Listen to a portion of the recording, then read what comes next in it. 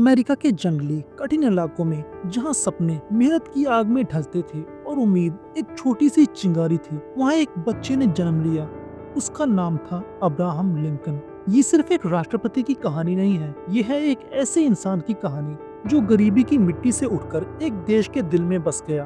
एक ऐसा इंसान जिसकी जिंदगी एक जंग थी, जिसका दिल एक भट्टी की तरह जलता था और जिसने दुनिया को हमेशा के लिए बदल दिया। तो तैयार हो जाइए, क्योंकि ये सफर तुम्हें हिला कर रख देगा।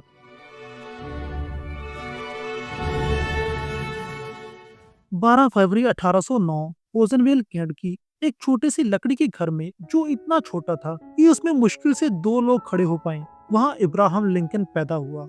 उसका परिवार थॉमस और नैन्सी लिंकन एक गरीब किसान थे, न पढ़े लिखे न अमीर, लेकिन हिम्मत से भरे हुए। लेकिन गरीबी की जिंदगी बहुत ही बेरहम होती है। न बिजली थी और न ही पानी का नल। खाना पकाने के लिए लकड़ियां और पानी लाने के लिए दूर तक चलना पड़ता था और हर दिन जीने की जंग लड़नी पड़ती थी। थॉमस एक कारपेंटर था। इसके अलावा वो खेतों में काम भी करता था, लेकिन जमीन बंजर थी और कर्ज हमेशा उनके सिर पर मंडराता रहता था। लेकिन अब्राहम के मन में कुछ और ही था। 7 साल की उम्र में जहाँ बाकी बच्चे खेलते थे, वो किताबों में डूबा रहता था। उसकी भूख सिर्फ खाने की नहीं थी, बल्कि सीखने की भी थी। आसपास कोई स्कूल नहीं था, इसीलिए उसने खुद से पढ़ना शुरू किया। बाइबल, शेक्सपियर और ईसप की कहानियाँ, यही उसकी गुरु थी। उसकी माँ नैन्सी उसे देखकर मुस्कुराती। वो अनपढ़ थी, लेकिन अपने बेटे की इस भूख को समझती थी। वो उसे कहानियाँ सुनाती और उसे सिखाती कि सच्चाई और मेहनत ही इंसान को बड़ा बनाती है। लेकिन जब अब्राहम सिर्फ 9 साल का था, उसकी जिंदगी में एक बहुत बड़ा सैलाब आया। 1818 में नैन्सी लिंकन की मौत हो गई। वो मिल्क सिकनेस की बीमारी से मरी, जो जहरीले दूध से फैलती थी। उसके बाद अब्राहम का दिल पूरी तरह से टूट गया, क्योंकि उसकी माँ उसकी सबसे बड़ी हिम्मत थी। वो मानता था कि मैं जो कुछ भी हूँ या बनना चाहता हूँ, मैं अपनी माँ की वजह से हूँ। इस दुख ने उसे अंदर तक तोड़ दिया, लेकिन उसमें एक नई ताकत भी जगी, अपने हालात से फिर ऊपर उठने की ताकत। माँ की मौत के बाद जिंदगी और सख्त हो गई। 1819 में थॉमस ने दोबारा शादी की। उनकी नई पत्नी सारा बुश जॉनसन एक दयालु और समझदार औरत थी। वो अपने 3 बच्चों के साथ लिंकन परिवार में आई। सारा ने अब्राहम की पढ़ाई की भूख को देखा और उसे बढ़ावा दिया। उसने उसे पुरानी किताबें दी और उसे पढ़ने का समय दिया। लेकिन अब्राहम का दिल निराश था। वो कहता कि किताबें पढ़ने से पेट नहीं भरता। अब्राहम को दिन रात खेतों में काम करना पड़ता था, लकड़ियां काटना, खेत जोतना और बाड़ बनाना। फिर भी हर खाली पल में वो चुपके से किताबें पढ़ता। रात में चूल्हे की आग के पास या खेत में काम के बीच वो सपने देखता, एक ऐसी जिंदगी का जो इस जंगल से बहुत बड़ी हो। 1830 में लिंकन परिवार एक नई शुरुआत के लिए इलिनॉय चला गया। अब्राहम अब 21 साल का था, 6 फीट 4 इंच लंबा, पतला, दुबला लेकिन ताकतवर। उसका चेहरा साधारण लेकिन आंखें तेज थी। वो जंगल का बेटा था, कुश्ती लड़ता, मजेदार कहानियां सुनाता और फ्लैश बोट चलाता। उसके लिए नदी पर काम करना सिर्फ मजदूरी नहीं था, ये दुनिया को देखने का उसका मौका था। 1831 में न्यू ऑर्लिन्स की एक यात्रा ने उसकी जिंदगी बदल दी। न्यू ऑर्लिन्स में अब्राहम ने गुलामी को अपनी आंखों से देखा। इंसानों को पशुओं की तरह खरीदा बेचा जा रहा था। परिवार टूट रहे थे, लोग रो रहे थे।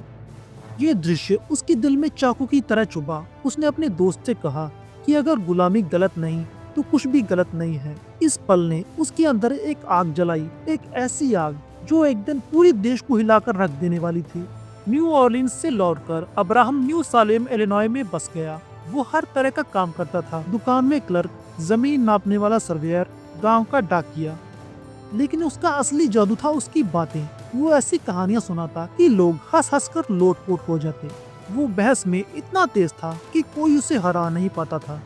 लोग उसे ईमानदार अबे कहते थे, क्योंकि वो कभी झूठ नहीं बोलता था। एक बार उसने दुकान में ग्राहक से गलती से 6 सेंट ज्यादा ले लिए।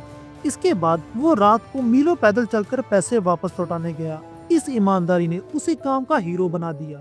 न्यू सालेम में ही अब्राहम की मुलाकात हुई एन रटलेज से।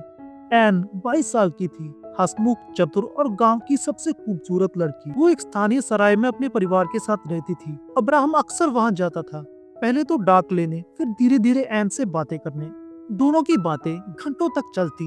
एन को अब्राहम की मजेदार कहानियां पसंद थी और अब्राहम को एन की समझदारी। वो दोनों एक दूसरे के प्यार में पड़ गए थे। तब अब्राहम ने पहली बार सोचा कि उसकी जिंदगी में भी खुशी हो सकती है। 1832 में 23 साल की उम्र में अब्राहम ने पहली बार पॉलिटिक्स में कदम रखा।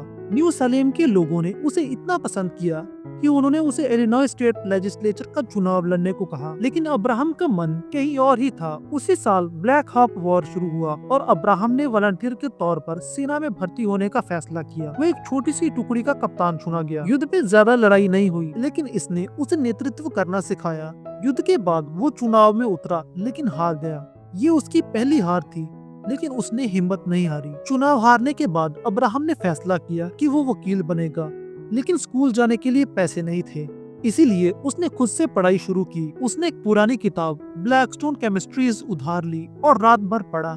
दिन में वो सर्वेयर का काम करता, जमीन नापता और रात को कानून की किताबें पढ़ता। 1836 में 3 साल की मेहनत के बाद उसने बार एग्जाम पास किया और वकील बन गया।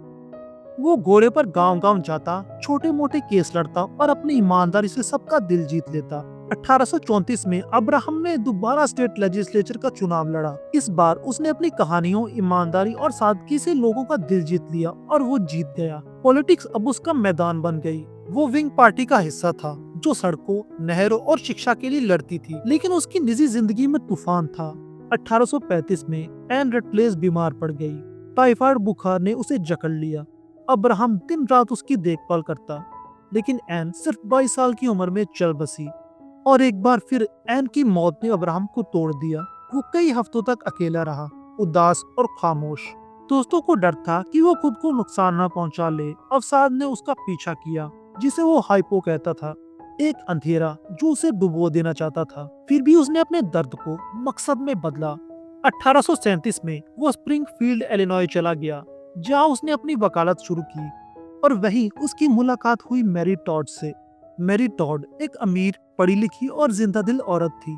वो केंटकी के एक बड़े परिवार से थी और स्प्रिंगफील्ड की हाई सोसाइटी में मशहूर थी। अब्राहम को उसकी चतुराई और हिम्मत पसंद आई। दोनों की मुलाकात 1839 में एक डांस पार्टी में हुई, जहां मैरी ने अब्राहम को बातों में उलझाया। लेकिन अब्राहम को लगता था कि वो मैरी जैसे अमीर परिवार की लड़की के लायक नहीं। उनकी सगाई 1841 में टूटी, लेकिन 1842 में दोनों फिर से मिले और 4 नवंबर 1842 को उन्होंने एक छोटी सी समारोह में शादी कर ली।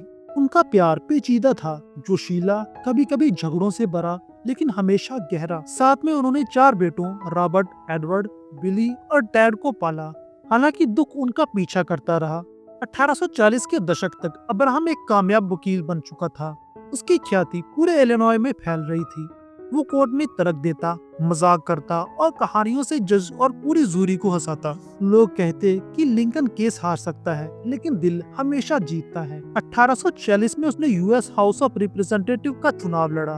उसने अपनी सादगी और ईमानदारी से वोटरों को जीता और वॉशिंगटन पहुंचा और वहां उसने मैक्सिकन अमेरिकन युद्ध का विरोध किया, जो उस समय गलत समझा गया। इससे उसने कई दुश्मन बना लिए।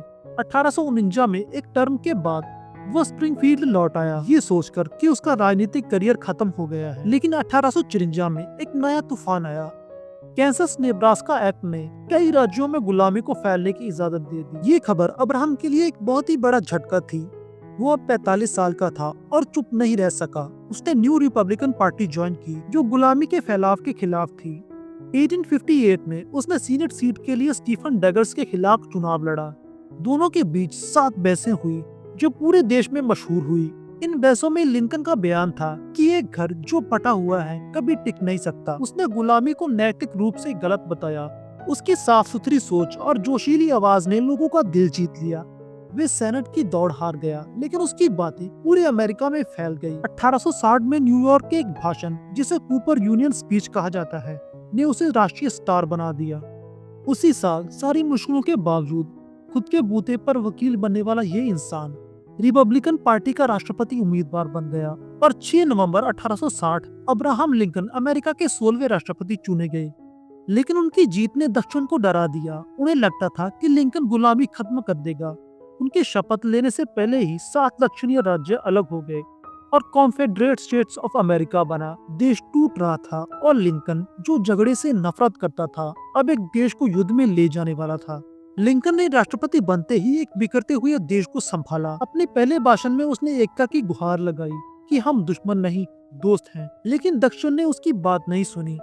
12 अप्रैल 1861 को कॉन्फेडरेट सेनाओं ने फोर्ट समटर पर गोले दागे और इसके साथ गृह युद्ध शुरू हो गया। ये युद्ध एक डरावना सपना था। लाखों सैनिक मरे। लिंकन के सामने कई मुश्किल फैसले थे।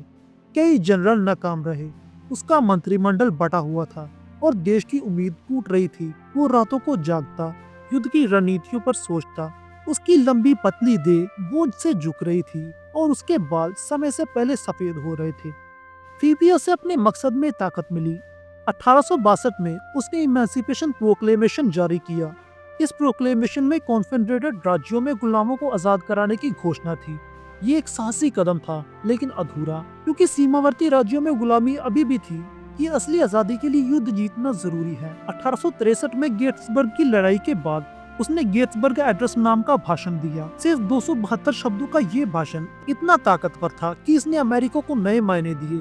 एक ऐसा देश जो मानता है कि सभी इंसान बराबर पैदा होते हैं। 1864 तक युद्ध 4 साल से चल रहा था। लिंकन का दोबारा चुनाव मुश्किल लग रहा था। लोग थक चुके थे और कई उसे दोष दे रहे थे। लेकिन यूनियन की जीत, खासकर जनरल शर्मन की अटलांटा जीत ने हालात बदले और इसके बाद लिंकन दूसरा टर्म भी जीत गया। उसने वादा किया कि वो देश को फिर से जोड़ेगा। जनवरी 1865 में उसने 13वां संशोधन पास करवाया, जिसने पूरे अमेरिका में गुलामी को हमेशा के लिए खत्म कर दिया। अपने दूसरे भाषण में उसने कहा कि किसी के लिए नफरत नहीं और सबके लिए प्यार, और एक एकजुट अमेरिका का सपना देखा। 9 अप्रैल 1865 को युद्ध खत्म हुआ। कॉन्फेडरेट सेना ने हार मान ली। यूनियन बच गई। लिंकन का आजाद देश का सपना अब हकीकत के करीब था। उसने पुनर्निर्माण की बात की, देश को जोड़ने की बात की, घाव भरने की और सभी के लिए बराबरी की बात की। उसने सपना देखा कि दक्षिण और उत्तर फिर से एक हो जाएं, लेकिन नियति ने शायद कुछ और लिखा था। 14 अप्रैल 1865 गुड फ्राइडे के दिन अब्राहम लिंकन और मैरी टॉड थिएटर गए। वो एक मजेदार नाटक देख रहे थे। लिंकन का मूड अच्छा था। युद्ध खत्म हो चुका था और वो कई सालों के बाद पहली बार हल्का महसूस कर रहे थे। लेकिन उस रात एक साया थिएटर में दाखिल हुआ। जॉन विल्क्स बूथ, 26 साल का एक मशहूर अभिनेता और एक कॉन्फेडरेट समर्थक, लिंकन को मारने की साजिश रच चुका था। जॉन विल्क्स बूथ ने राष्ट्रपति बॉक्स में कदम रखा। उसने अपनी पिस्तौल निकाली और लिंकन पर गोली चला दी। एक तेज धमाका हुआ। गोली लिंकन के सिर में बाईं तरफ कान के पीछे लगी। लिंकन बिना आवाज किए आगे की ओर झुक गए और बेहोश हो गए। मैरी ने लिंकन को पकड़ा।